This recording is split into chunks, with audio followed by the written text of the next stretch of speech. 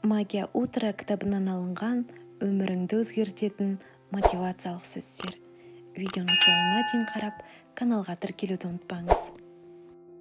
Егер күнде кешке таман рахат сезіммен ұйқыға жатқың келсе, онда күнде таңертең батылдықпен оян. Өміріңді өзгерткің келсе, бір нәрсені басқаша жасап үйрен. Адам өміріндегі ең тамаша саяхат өзің армандаған өмірді сүру. Бір жағынан бәріміз бақытты болғымыз келеді. Екінші жағынан бізді не бақытты ететінін жақсы білеміз, бірақ оны жасамаймыз. Неге? Мұның жауабы қарапайым. Оны жасауға қолымыз тимейді. Сонда нені жасауға қол тимейді? Бақытты болуға қол тимейді. Өзіңізді қазіргі қалпыңызда емес, қандай болғыңыз келсе, сондай етіп көруге тырысыңыз. Бұл дүниедегі ең қайғылы жайт, өмір соңына таянған уақытта артыңа өкінішпен қарау, қолыңнан бұдан да зорғысы келетінін біліп тұрып, жасамағаныңа өкіну.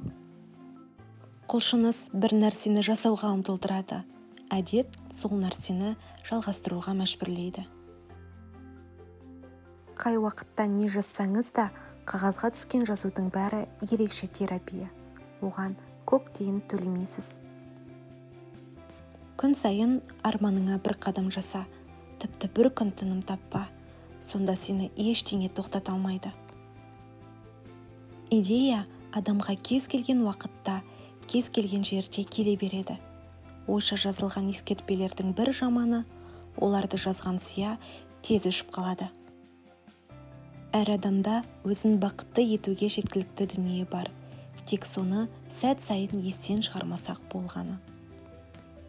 Қорқатын түк те жоқ. Сіз жеңілмейсіз. Тек оқи беріңіз. Бүгінгіден де артық болуға талпына беріңіз. Видеоны соңына дейін көрсеңіз, каналға тіркеліп, комментарий жазуды ұмытпаңыз.